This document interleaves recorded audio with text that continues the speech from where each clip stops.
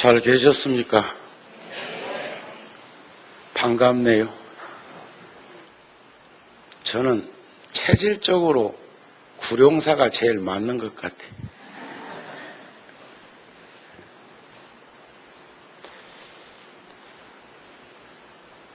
통도사에서도 칭칭으로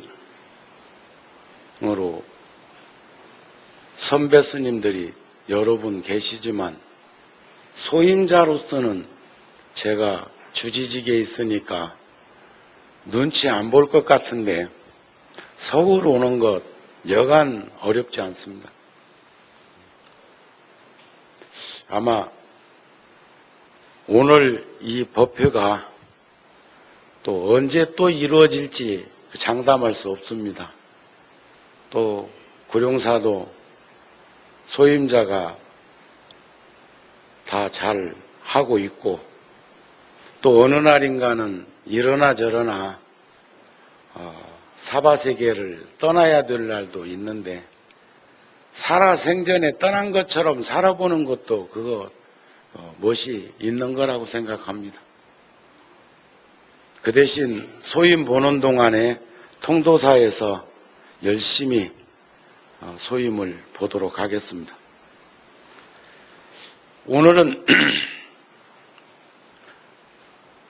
행복한 삶은 어떤 모습으로 사는 인생일까? 여러분들 얼마 전에 KBS에서 참하고도인가요? 구부작으로 제작을 몇 개국하고 공동으로 제작을 했다고 그러는데 어제 서점에 가보니까 참하고도 책도 나왔을 때라 전 마지막 마방 내용도 참 좋았지만 열악한 환경 속에서 살아가고 있는 이들의 그 모습. 하지만 그보다 더 아무래도 제가 좋았던 것은 순례의 길, 순례자의 길. 근데 고개 끄덕거리니까 10명도 안 되는 거 보니까 못 봤다 소리구만.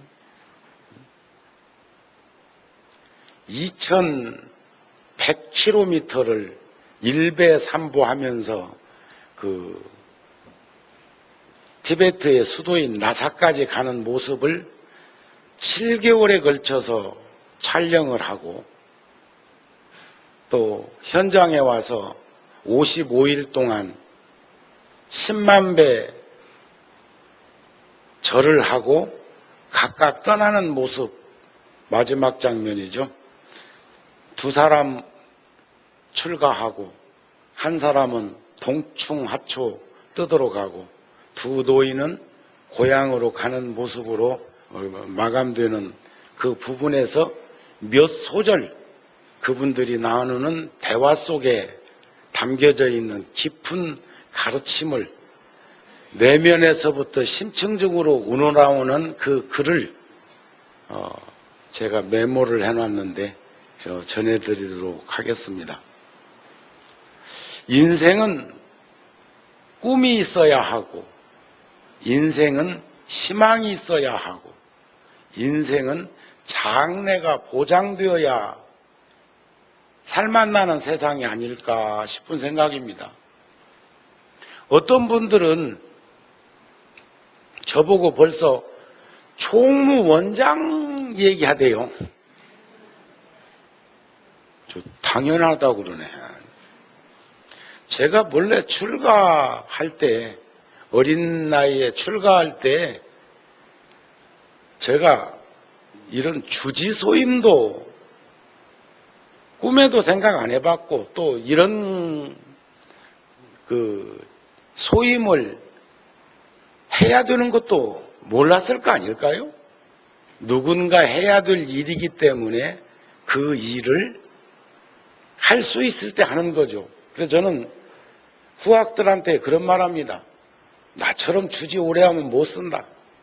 젊었을 때 심플하게 멋들어지게 힘있게 용기 있게 신심 있게 서원을 바래서 하되 우리가 가야 할 길은 있는 것이다. 그런 말을 전 하곤 합니다. 저는 내면에서 일어나는 생각을 여러분들한테 오늘 전해드리고 싶은 것은 통도사 주지로 금생에 이젠 소임은 마감해야 된다고 생각합니다. 그 4년 마치고 나면 60에 60, 가득 찬 60. 그 나머지 그때까지 글쎄 인생이 호흡 하나에 매달려 있다고 그러는데 60까지 살을까? 남들이 사는 것만큼은 살겠지. 또 누가 조사한 자료표에 보니까 동서고금을 막론하고 제일 오래 사는 평균 연령이 종교인이에요. 종교인. 내가 지금 그 부분에 대해서 정리해 놓은 것은 통도사에서 이번 관음제일날 법문할 때 내가 발설하려고 그럽니다. 그 남은 인생은 농부들도, 농경사회 때 보면 농부들도 추나추동 사시절석 가운데 겨울이 되면 가을에 수곡을 하고 그리고 파종할 준비를 하는데 하물며 사람인 우리들이 인생의 노병사를 끊임없이 겪는 과정 속에서 그런 준비와 그런 확인과 그런 다짐이 없는 인생은 의미 없다고 생각합니다. 전 요즘 불자들한테 그런 말합니다. 인생은 재방송이 없다. 인생살이는 늘 생방송이라고 얘기들을 합니다. 그런데 불행하게도 인생살이를 안주하고 타성에 젖은 이들의 삶을 들여다보면 끊임없이 반복되는 재방송 같은 인생을 살고 있더라는 거예요. 재방송이 나쁘다는 거 아닙니다. 어쩌면 보살행을 하기로 하면 재방송하는 게 좋지요. 보살의 바람일다를 행할 때는 늘 한결같이 살아가는 그 모습이 어제 했던 것처럼 오늘 또 하고 오늘 하는 것처럼 내일 또 할 수만 있다면, 그런데 사바세계는 언제부터인가 우리들에게 꿈이 자꾸 사그라들고 있는 걸 봅니다. 저 다른 세상으로 가게 하는 문이 꿈이고 희망이고 보장일 텐데 그런 것들이 하나씩 하나씩 무너져 가고 있는 현실을 들여다보면서 우리는 거기서 포기할 것인가 체념할 것인가, 보조 스님 말씀처럼 땅에서 넘어졌거들랑 땅을 딛고 일어설 수 있는 용기가 필요할 것인가 생각해보는 시간이 되기를 바랍니다. 보살은 물어도 두 가지 일을 하기 위해서 묻는다고 합니다. 하나는 스스로 알기 위해서 묻고, 다른 하나는 다른 일을 알게 하기 위해서 묻는다는 거죠. 부처님 경전 구성도 보면 다양한 방법을 채택했습니다. 금강경 같은 경우에는 부처님께서 1250제자가 더불어 하는 자리에서 수불에게 묻지요. 수불이여, 그대 생각은 어떠하오? 하고 물은 게 아니고 그대의 생각에 대중들은 어떻게 생각하고 있는가? 우리 이렇게 어른이 되어서 살면서 이렇게 보면 별일 없느냐고 물을 때도 네가 별일 없느냐고 묻는 일도 있지만 소임자에게는 대중들이 별일 없는가 묻는 확률이 더 많습니다. 보살은 처음 마음을 낸 이도 있고 이미 그 초발심을 일으킨 그 길을 가는 이들도 있습니다. 그런데 그 길을 출발할 때 가장 힘있게 확신을 가지고 나아갈 수 있으려면 인생이 부질없다는 무상함으로부터 출발하는 것이 보편적인 우리들의 생각이 아닐까 싶습니다. 사람의 생각은 생각이야. 어디든지 갈 수 있습니다. 그러나 어디를 간다고 하더라도 우리들은 자기 자신보다 더 소중한 것을 찾아낼 수는 없다고 합니다.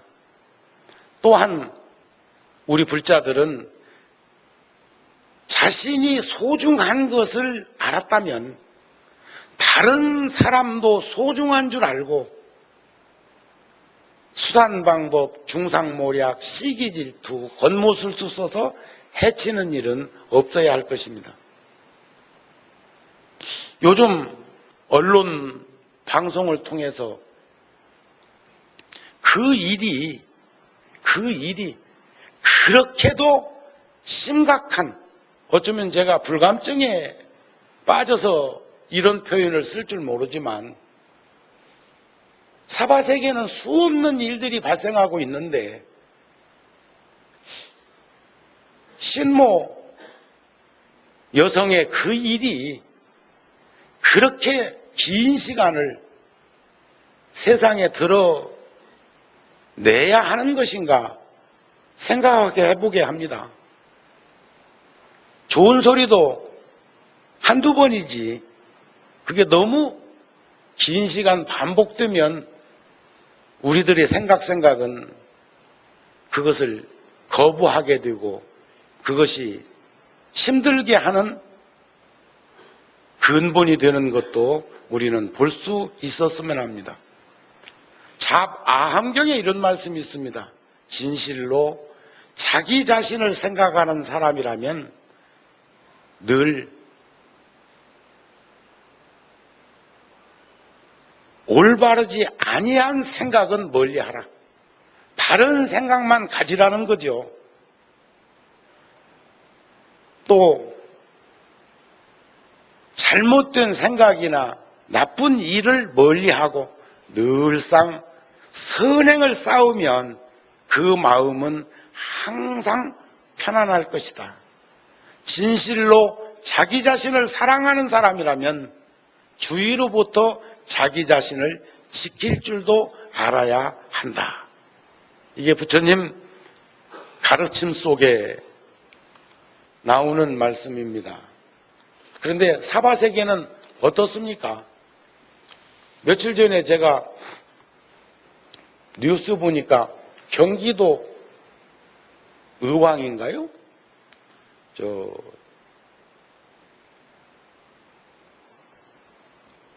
국가에서 땅을 개울가에 풀어가지고 임대주택을 지었는데 좋다 하네. 환경이 그렇게 좋을 수가 없다고 그래. 근데 유난스럽게 생각해 보면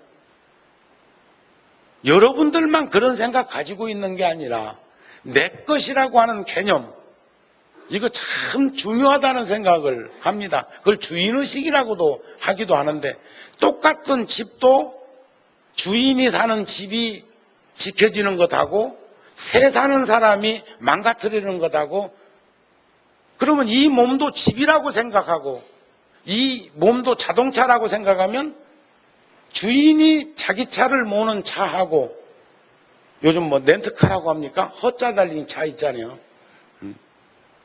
번호판에 허자 달린 게 렌트카라 하네. 뭐 니스 차라냐. 근데 그게 어쩌다 차가 필요해가지고 그 차를 타는 사람도 있지만 어떤 이들은 중견 그룹의 임원들인데도 그 차를 타는 이유가 있답니다.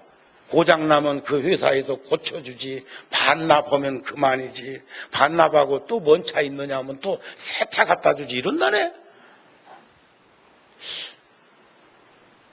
내가 지금 그 얘기하다가 뭔 생각이 하나 났는데 내가 참습니다. 인생살이가 그렇게 전개해 가는 사람들도 있다는 거예요. 그런데 그것도 보면 그것만 그런 게 아니에요. 식물도 기후, 환경, 풍토, 배경, 보살핌, 물과 땅과 걸음과 이런 것들이 또 농부의 수고로움 함께 어울려진 그 식물과 그것이 어그러졌을 때 나타나는 현상을 우리는 충분히 볼 수가 있습니다. 이런 것 등등등등 복합적으로 작용을 해보면서 우리는 지금 내가 처해 있는 현실 속에서 나는 지금 어떤 입장과 어떤 위치와 어떤 환경에 내몰려 있는가, 아니면 당차게 헤쳐나가고 있는가를 보는 시간이 되었으면 하는 거죠. 그림자 쫓아가는 인생일 것인가, 그림자가 따라오게 하는 인생일 것인가는 그것이 정반대 같지만 내 행위 자체는 똑같은 모습인데 하나는 쫓아가는 거고 하나는 따라오게 하는 그런 것이라는 겁니다. 행복이라는 것도, 행복의 씨앗이라는 것도 간혹 들여다보면 평생을, 지금 여기도 티베트에서 온 스님도 계시고 또 미국에서 오신 스님도 계시고 또 한국에서 태어나서 출가한 스님들도 여기 계십니다. 행복이라고 하는 것을 이렇게 재보니까 물질의 풍요가 행복하고 직접적인 관계를 구성하고 있다고 하는 것은 배고픈 사람이 밥 한 그릇을 만났을 때의 그 환경만 벗어나면 그게 아니라는 걸 바로 직감하고 느낀다는 겁니다. 지금 우리 구룡사에도 구룡사 열애사 같은 또 용인의 법계선원 같은 사찰에서 점유하고 있는 땅에 건물을, 단독 건물을 지어서 절로 포교당으로 이렇게 불자들하고 함께하는 곳도 있는가 하면, 전 이번에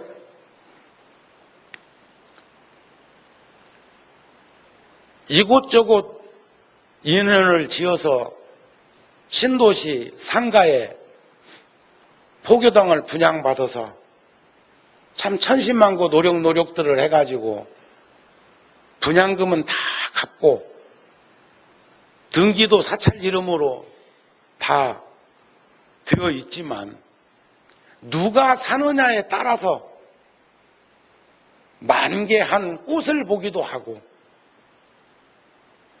어느 때는 피우기도 전에 시들어지는 모습을 보기도 합니다. 제가 이런 얘기가 나올 때마다 늘 생각나는 게, 매화꽃은 나무가 살아있는 한, 매화꽃만 그런 건 아닙니다. 제가 본 꽃 중에 매화꽃을 무슨 사군자 중에도 하나이기도 하지만 들어서 얘기하자면, 매화는 나무가 살아있는 한 양지에 있든 음지에 있든 그 꽃은 반드시 피워지더라. 그리고 피워진 그 꽃은 떨어질 즈음이 되면 작은 미풍에도 꽃잎을 떨어뜨리우더라. 그런데 동백꽃이나 철쭉이나 진달래 같은 건, 동백꽃도요, 저 전라도 고창 또 무슨 순천 또는 여수, 저런 따뜻한 훈풍이 불고 환경이 좋은 데서 피는 동백꽃은 참 아름답습니다. 그렇게 아름다울 수가 없습니다. 그런데 한수 이북 영하권으로 떨어지는 지역의 동백나무는 온실 안에 있지 않는 한 절대로 꽃 피우지 못합니다. 오늘 필까 내일 필까 꽃망울을 붙들고 있다가 영하로 떨어지면 상처만 입고 오그라져 버리는 거죠. 철쭉이나 진달래꽃 마찬가지. 봄날 산에 핀 철쭉이나 진달래가 봄비에 젖으면 참 추해 보입니다. 그런데 떨어졌더라면 그런 일 없을 건데 그거 붙들고 1시간, 2시간, 하루 이틀 더 버틸라다가 영하로라도 내려칠라 치면 그 꽃은 망가져 버리더라는 거예요.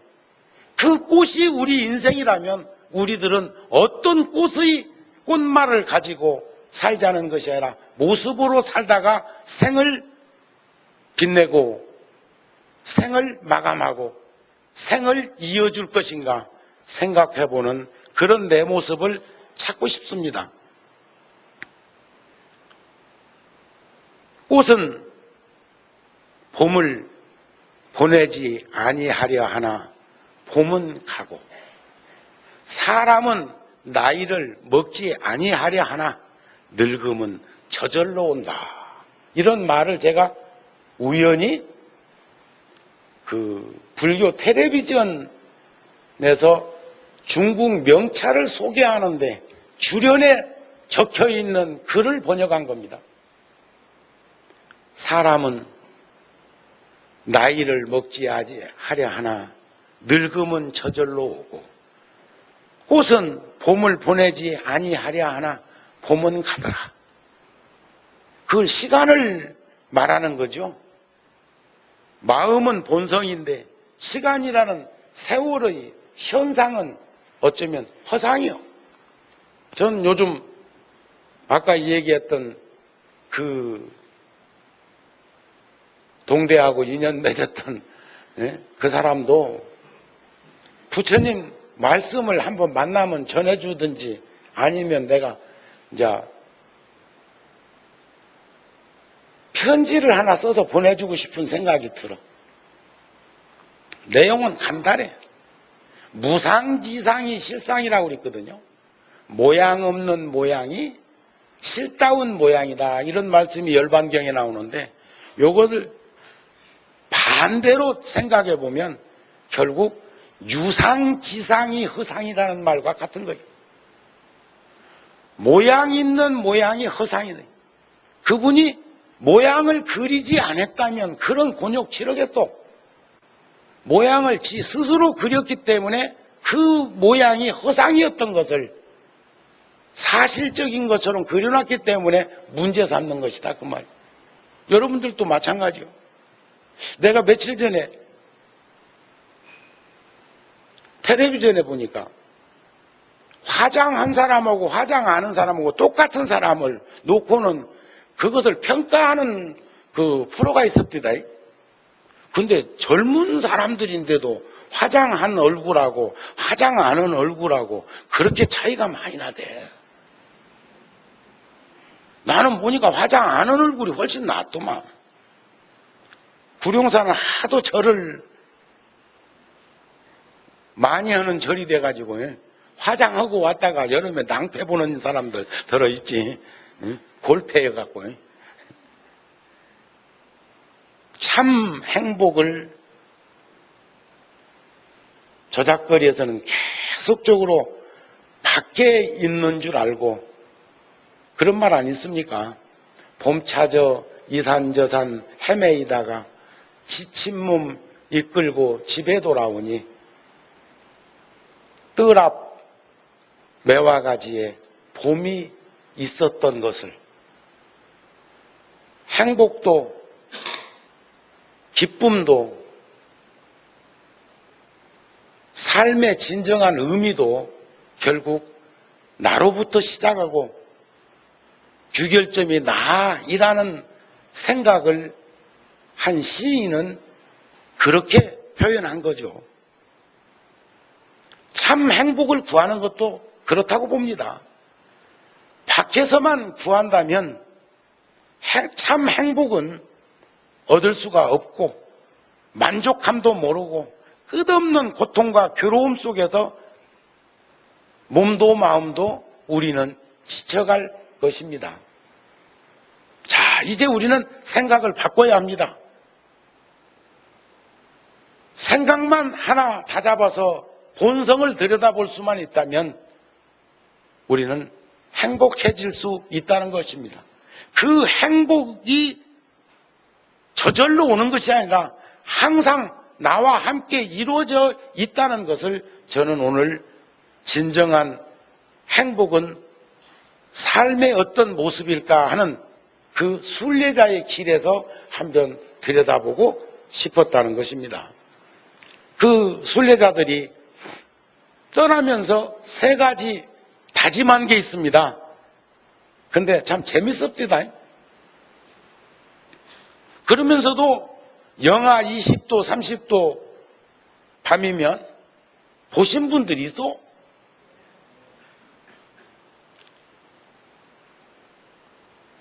그런 건 보시오. 컴퓨터 만질 줄 알면 컴퓨터에 들어가도 볼 수 있어요.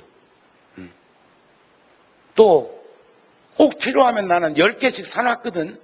DVD도 10개 타고 VTR로도 기계가 있는 집은 절에 가까운 스님들 가운데 그런데 공감하고 이해하고 좋아하는 일이 있으면 주고 싶어서 그래서 좀 요즘은 컴퓨터에서 내가 계속 또 그것을 복사해가지고 CD로 구워가지고 또 스님들한테도 주고 보라고.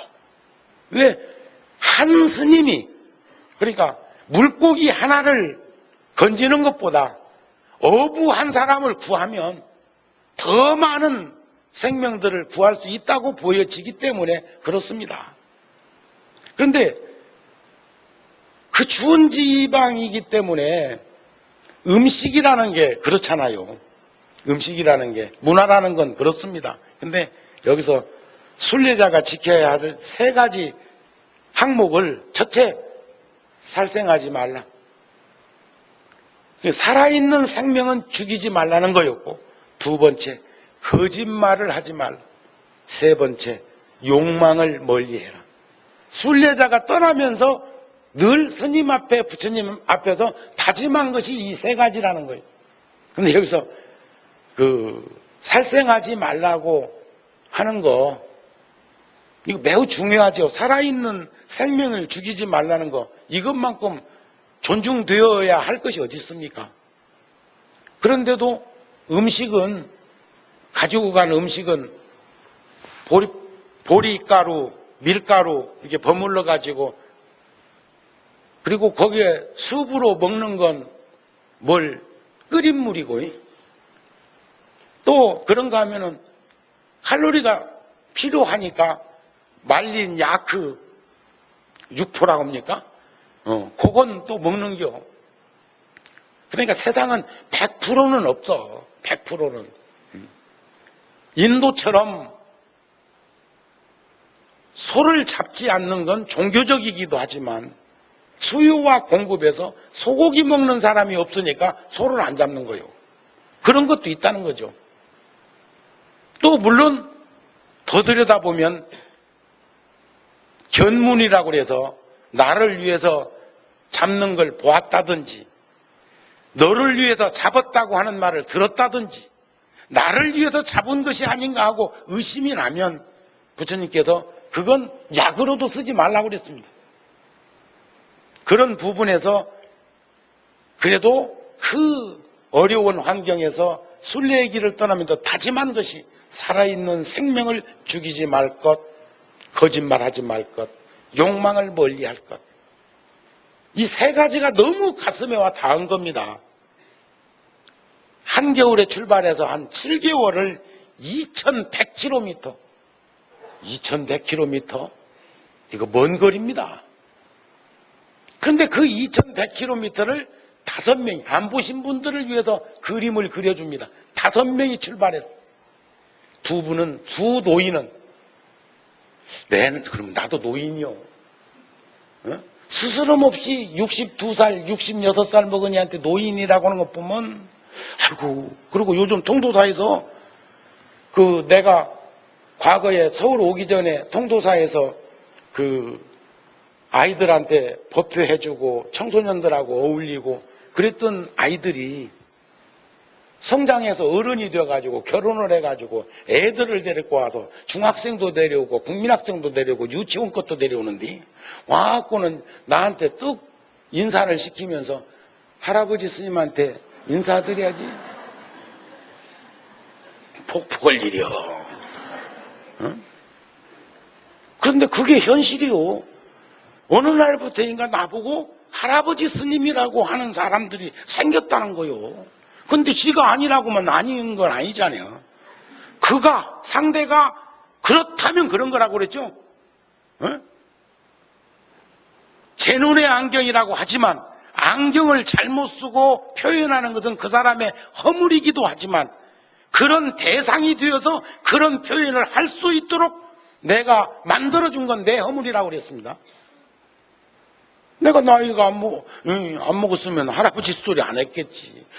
또 아니면 그 아이의 부모가 나를 스승으로 대하지 않으면 할아버지라고 않겠지. 주지스님한테 인사해라. 요런 정도 나왔겠지. 그럼 뭐 여하튼 간에 충분히 그것은 수용할 수가 있습니다. 왜 순례의 길을 떠나는가 하고 물었을 때 저 많은 사람들이 살아가는 동안 고통과 괴로움을 겪다가 결국은 죽음을 맞이하는 것을 우리는 보고 있습니다. 생로병사를 꼭 자기 것만 보고 보는 건 아니잖아요. 응? 어떻게 내가 늙어봤냐 이럴 거예요. 언제까지. 내가 병들어봤냐 이럴 것이 아니라는 거죠. 그렇지 않습니까? 고통과 괴로움을 겪어보고 싶거든. 전에도 한번 내가 그런 말씀 드렸는데 젊음이요 건강이요 목숨이요 좋지. 그게 영원하냐? 아니지. 영원하지 못하니까 일찍 끝낼까? 그것도 아니지. 하는 말씀 드렸잖아요 한번. 우리가 젊음이라는 거 영원한 것 아니고 건강도 그렇고 목숨도 그런 것을 우리는 안다는 거죠. 어느 날인가는 늙을 것이고 병들 것이고 숨을 거둘 것이고 그렇다고 해서 그게 어느 날인지 몰라서 불안하니까 아이고 막 미리 끝내자. 이건 더더욱이나 아니라고 그랬잖아요. 그것도 내 얘기도 아니요. 부처님 말씀이요. 그런데 그분들이 길을 떠나는 그것이 아까 희망이 있어야 되고 꿈이 있어야 되고 장래가 보장돼야 되는데 그게 여의치 않고 그런 것이 있어야 그 문을 통과하고 그 문을 가면서 기쁨이 가득할 텐데 왜 세상은 점점점 이렇게 어려움을 겪게 되는 것일까 하는 말씀을 모두에서 드렸었는데 여기에서는 그러면서 제가 무상함으로부터 출발했다고 그랬는데 이분들도 역시 그 오지 척박한 땅에서 길손이 되어서 떠나면서 하는 말이 언젠가는 죽을 것을 다 알기 때문에 우리는 죽음을 준비하고자 합니다. 이런 말을 들을 때는 말이요. 정우 스님 입장에서는 막 가슴이 떨리고 그러니까 사람이 뭐 많이 배운 것하고 못 배운 것하고 잘난 것하고 못난 것하고 이런 어떤 아르마리 지식 갖고 이 논지를 정리하는 것이 아니더라는 거요. 그분들이 글이나 알을까? 그런데 그분들 입에서 튀어나오는 소리가 언젠가는 죽을 것을 우리는 알기 때문에 죽음을 준비하고자 합니다. 저 많은 사람들이 살아가는 동안 고통과 괴로움을 받으면서 그렇게 살다가 결국은 죽음을 맞이하는 것들을 봅니다. 그래서 우리는 다시 태어날 다음 생을 준비하기 위해서 순례의 길을 떠납니다.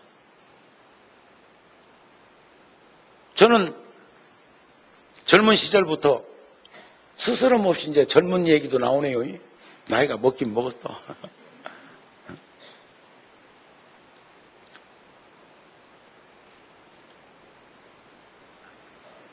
젊은 시절에도 지나간 시간, 다가올 시간에 대해서 이렇게 늘 얘기를 하는 과정 속에서 잠자는 것을 죽는 연습이라고 표현했고, 누군들 죽음을 겁내고 무서워하지 않는 사람 어디 있던가. 그러면서도 우리는 늘상 쉬어야 되고, 쉬는 방법을 택하는 것이 잠자는 걸로, 휴식을 취하는 걸로 생각하고 있는데, 그러면서도 조금만 피곤하고 조금만 나른하고 조금만 건조하면 우리들은 연습하죠. 그래도 여기 구룡산은 말이에요, 수준도 높을 뿐더러 차원도 높을 뿐더러 근기도 출중하다고 조는 이가 없다. 저번에 종범 스님께서 스님께 법문을 제가 청해서 그 바쁜 소임을 맡으면서도 이렇게 구룡사 열애사 늘 오시잖아요.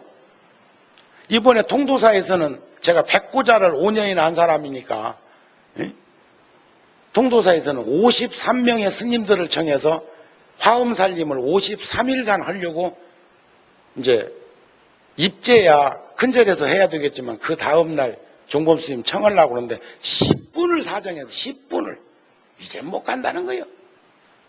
구룡사 열애사 하고 있잖아. 자, 종범스님 법문해 주시면 얼마나 좋아요.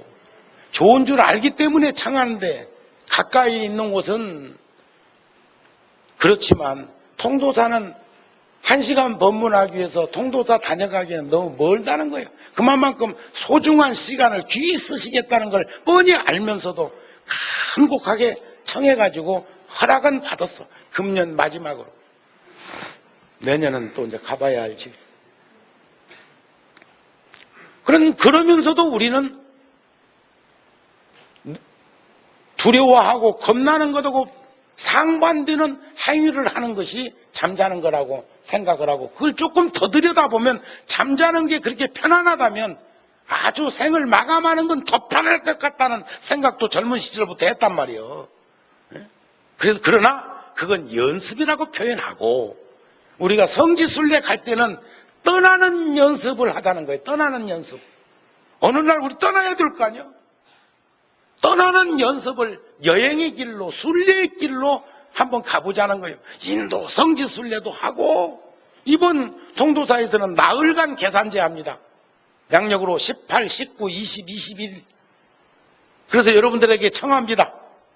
목요일 날이요, 초 8의 날 통도사 오셔가지고 내가 20년 전에 세운 극단 배우들이 그곳에 와서 산사음악교를 조촐하게 저녁에 할 거예요. 하고 나서 설법전에서 제가 지금 말씀드리고 있는 순례의 길을 다큐멘터리를 내가 대중들한테 한번 틀어드리고, 그리고 모든 법당 다 열어놓고 그날 철야정진할 거예요. 초 8에. 그리고 초 9의 날은 계산제고, 또 계산제 날 또 저녁에 와서 철야정진할 분들 하고, 또 20일 날 또 하고, 21일 날 회양할 거니까 일요일 날. 이렇게 3일간을 철야정진하는 걸 제가 지금 구성해놨어요. 여러분들도 계산제 날 어쩔 수 없이 연연히 간 것처럼 오실 것이 아니라, 이번에는 내가 주지니까 오라는 게 아니에요. 그런 시간들 한번 같이 하시자는 거예요. 통도사는 성지입니다.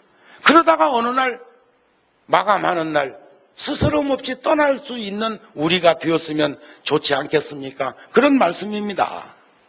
자, 그리고 이렇게 스스로 힘들게 고행을 하는 것은 살아있는 모든 이의 생명을 위한 기도를 하기 위해서 우리는 길손이 되어 떠납니다. 그래서 우리는 결국 나를 위한 기도, 내 가족을 위한 기도, 저기 보니까 스님하고 세속적으로 한 빗줄 속에 태어난 제 그 막내가, 제가 출가할 때 말이죠, 출가할 때 제일 눈에 밟힌 사람이 두 사람. 하나는 이 길을 떠나면 다시 못 올 줄 알고 고생한, 가난한 시절에 고생한 어머니가 눈에 밟혔고, 저기 계시네. 맨 뒤에. 하나는 나하고 11살 차이 나는 그 어린아이. 이제 서너 살 먹은 그 아이가 눈에 밟혔어. 근데 요즘은 내가 그 아이 신세를 많이 져. 가깝게 살면서 모친 절에 오실 수 있는 배려도 그 아이가 해주고 있고, 또 맛있는 것 음식 하면 내가 눈에 밟혀서 오실 수 있어요 이렇게 전화도 하고, 또 어느 때는 절에다 갖다 놓기도 해. 그런데 세상이라는 게 끊임없이 반복되어서 진행돼요. 그런데 지금 생각해 보니까 가장 가까이 있네. 제일 눈에 밟혔던 두 사람이 이 법당 이 공간에, 예? 핏줄이 많고 많은데 다른 놈은 다 어디로 갔느냐? 예? 그렇잖아요.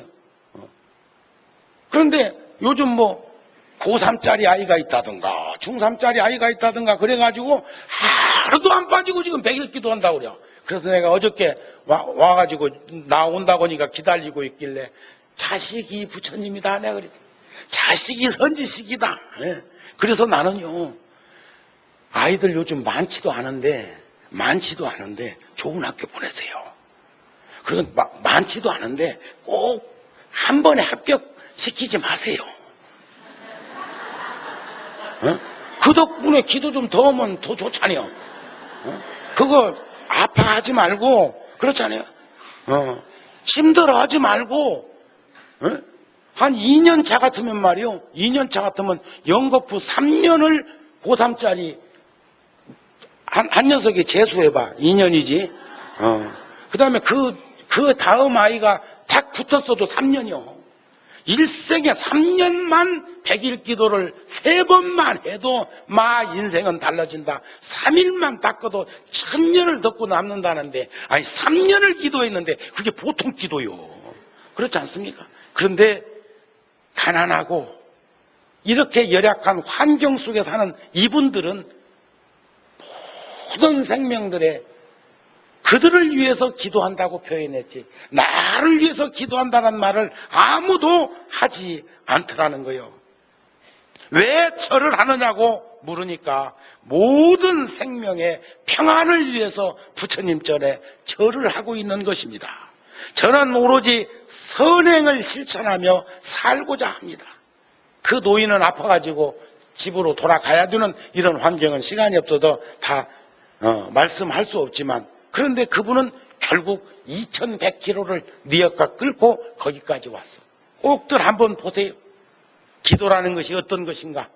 그 자동차가 다니는 그 길에 일배삼보하면서 가고 있는 그 모습. 근데 거짓말 하지 말라는 게 그런 거죠. 차 타고 가고 걸어갔다고 하고, 그지? 절도 않고 가고 절했다고 하고, 이런 것도 붙어가. 여기 이 처사들 가운데, 보살님들 가운데 나는 골프채는 한 번도 만져본 일이 없지만, 운동하는 이들 가운데 나는 골프하는 사람들의 이야기를 들으면서 공감한 얘기가 있어요. 나를 속이면 점수가 얼마든지 잘 나올 수 있다.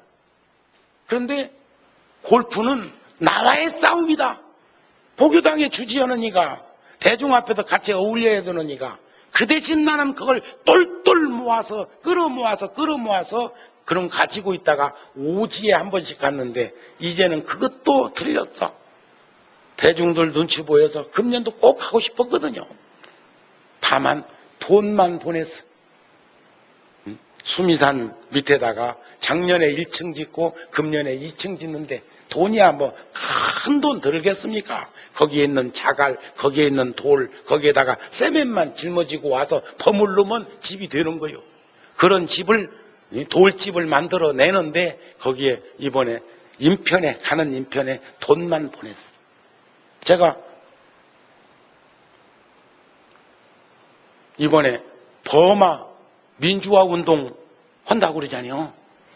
오늘 관세음 보살님 앞에 여러분들이 십시일반으로 동참해 주시면 제가 구룡사에 여하튼 간에 열애사도 좀 갖고라고 하고, 또 어저께 어느 스님이 나한테 봉투를 하나 준 것까지 해서 300만 원을 지금 구룡사에다 맡겨놨어. 내일 그거 버마 NGO로 붙여주라고. 통도사에서도 300만 원 붙였습니다. 북한에는 구룡사에서 500만 원 냈고 구룡사는 통도사에서 3,300만 원 보냈습니다. 수해 나가지고 굶어 죽는다고 하는 활동 지역에다가 보냈는데, 이런 거 내가 이 얘기하면 어떤 이들은 아이고 또 자랑하네 이런데, 난 그 자랑이라고 생각하지 않습니다. 너무나 힘든 이들이 우리들 주변에 있기 때문에, 그런데 함께 동참하기를 바라는 마음으로 한 것이고, 오늘 또 그 300만 원에다가 관세음 보살님 그곳에 모인 불정금 합해서 버마 민주화 운동에 스님들이 군부에서 대중공양, 지금 정치인들이 스님들에게 대중공양을 그동안 해왔는데, 이번에 스님들이 10,000명, 20,000명, 30,000명 도시로 대중 앞으로 나와서 전부 바로를 엎었습니다. 바로를 엎고 무언의 시위를 했어. 여러분들 그거 예사 그냥 보고 계십니까? 우리 굶어서 여기다 담긴 거 안 먹으면 죽어. 그런데 그 밥그릇을 엎었다는 겁니다. 우리가 어머니 가슴을 왜 전 무덤이라고 하고 묘를 어째서 무덤이라고 합니까? 그거 우리 눈여겨볼 필요가 있습니다. 그렇다면 그게 뭔 큰 도움이 되겠습니까? 하지만 그래도 우리들 주변에도 힘들고 어려운 일들이 있지만, 그 스님들께서 밥그릇까지 엎어놓고 민주화를 외친다면, 거기에 지금 연금도에 있기도 하지만 절에 와가지고 몽댕이로 두드러 패고 막 법당에다가 총질을 하고, 그게 불교 국가에서 벌어지고 있는 일이라고 할 수 있겠습니까?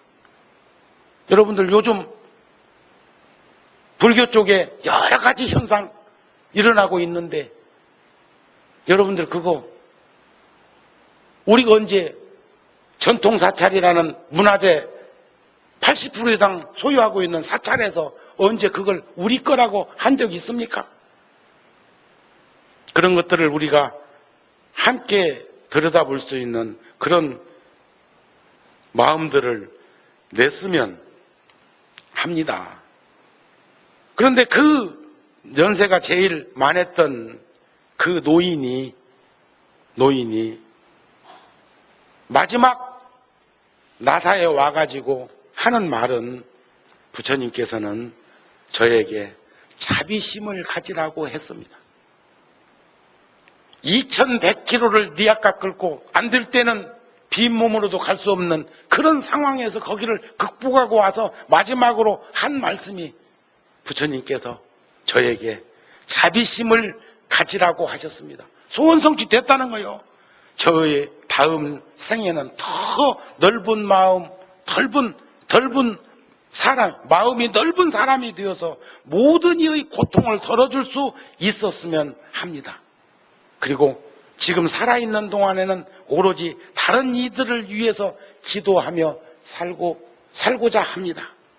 눈가엔 하염없는 이슬들이 맺히고 2100km를 7개월이라고 하는 그 속에서 빙하지대를 건너고 하면서 거기까지 오신 분들이 마지막 표현하는 그것은 우리들이 출가한 스님들이기 때문에 그런 것이 아니라, 세상의 참 행복은 어디로부터 이루어지는 것인가를 생각해 볼 수 있는 시간이 되더라, 그런 말씀입니다. 우리 불자들 가운데 여기도 보니까 경전 공부 매주 수요일 날 하는데, 청강생도 괜찮으니까 뭐 공부하라고 저 메모되어 있네.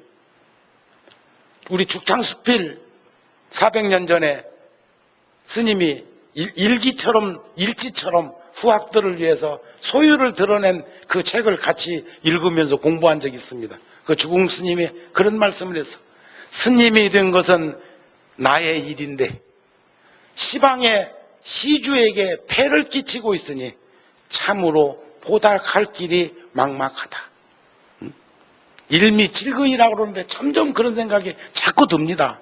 스님이 된 것은 내 일이요. 자신의 일인데 어쩌서 여러분들 신세지고 살 수밖에 없느냐 그거요. 그러니까 그 스님들도 밥그릇을 엎어버렸다는 거죠. 음식 담으는 것을 엎은 게 아니라 여러분들 것에 시주는 사양합니다. 백성들을 괴롭히고 힘들게 하는 여러분들 거 우리 차라리 굶을지언정 여러분들 시주는 원하지 않습니다 하는 그런 말씀 아니겠습니까? 그래서 저는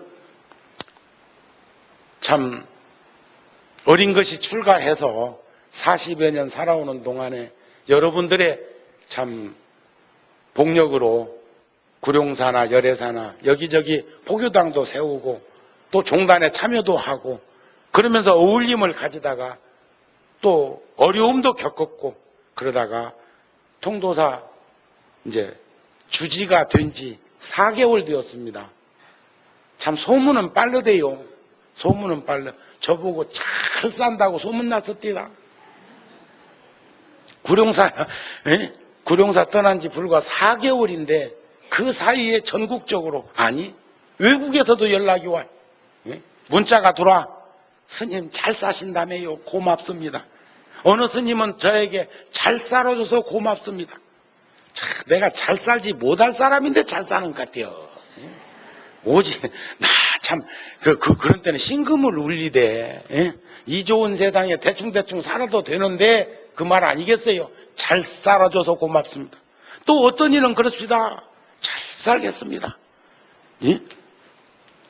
내 자신에게 저는 제 스스로 생각할 때도 내가 괜찮은 사람이라고 생각을 늘 했거든요.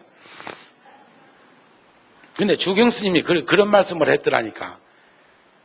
자신에게 존경심이 다가올 때, 내가 나를 괜찮다고 생각될 때, 그런 말이죠. 여러분들도 부부지간에도 뭐 이 얘기하다 보면 그럴 거예요. 몇십 년 같이 살아놓고는 이제 꼭 손을 잡고 이제 뭐 산책을 한다든지 할 적에 그런 말 한 번씩 안 건네봤나 몰라. 우리 참 괜찮은 사람이야. 그려 이렇게 안 해봤어. 우리는 가만히 있어도 그림이 그려지던데 참 여러분들은 재미가 없다 그죠? 그런 말도 좀 덜어덜어도 하고 좀 다독거려도 주면서 사세요. 말 안 하면 귀신도 모른디야. 그런데 참 내가 나를 생각해도 괜찮다는 생각이 들 때 더욱 겸손하고 겸허하라는 말씀이 있어. 무슨 말씀인가 아시겠죠? 또 옛날에 보면 정승은 저는요 통도사에서 주지실에 차 있습니다. 기사도 있습니다. 제가 구룡사는 기사 없었잖아요. 그런데 그 통도사 가니까 기사가 있더라고. 그런데 통도사를 바깥에 나가려면 경비실을 2군데를 거쳐야 됩니다. 한 군데는 솔밭을 지나칠 때 경비가 있습니다. 산문을 지나칠 때 경비가 있습니다. 그러면 저는 문을 2개를 열어놓습니다. 하나는 기사가 돈 낼 때 문 열듯이 열게 만들었고 하나는 제가 제 쪽에 문을 열어놓습니다. 그래서 그 안을 들여다보게 하고 그분들이 인사할 때 저도 인사하고 잘 웃지는 않는 사람이지만 그래도 밝은 미소로 수고한다고 말이라도 한마디 거들어주고 싶어서 그냥 지나치지 않습니다. 그런데 옛날에 어떤 이는 정승은 겸손한 겸허한 모습으로 자수득이 마차에 앉아 있는데 마불한 놈 목에다가 힘주고 가다가 마누라한테 그 시대에도 이혼당했다는 거 아니야. 자, 우리는 마음도 너무 지나치거나 인식 능력 자체가 변화되면 부패하기 쉽습니다. 사람이 이거 참 늘 노력해야 합니다. 물질적인 풍요 속에서 정신건강을 지키는 것이 더 어렵다는 말들을 많은 분들이 하고 있습니다. 그리고 세상은 나나 너나 할 것 없이 완벽할 수가 없습니다. 금도 99.99%랍니다. 하물며 현상으로 이루어져 있는 물질이 온전한 것이, 완전한 것이 몇 가지나 있겠습니까? 하물며 우리도 물질을 4대를 이루고 있는 이 몸을 구성되어서 나의 삶을 산다면 나도 늘상 부족하고 아쉽고 미진한 것들이 많이 있을 거라고 생각합니다. 그런 것들을 서로가 느끼고 서로가 거울이 되어서 비추어주고 또 맑고 깨끗한 그 영혼을 오염시키지 않는 내가 될 수 있도록 노력하는 것이 바로 불자의 길이 아니겠습니까? 하는 말씀을 드리고 싶습니다. 그래서 우리도 아는 것이 있으면 아는 것만큼이라도 이젠 가까이 있는 이들에게 전해주고, 모르는 것이 있으면 모른다고 솔직하게 이야기할 수 있는 우리가 될 수 있을 때 가까이에 있는 사람이 완전한 줄 알았다가 기대심리에 반비례해가지고 상처와 충격과 실망하는 것으로부터 우리는 자유로워질 수 있는 내가 될 수 있었으면 하는 마음을 전해주고 싶어서 척박간탕 그 오지에서 살던 이들이 어쩌면 글자를 전혀 모를 것 같은 그분들이 부처님을 향하고 더불어 함께 살아가는 이들을 생각하는 마음으로 출발했던 그 순례자들의 그 모습에서 우리들도 이런 좋은 환경, 이런 좋은 여건, 이런 좋은 시절에 살면서 아무렇게나 재방송되어지는 그런 인생처럼 살다가 생을 마감하기에는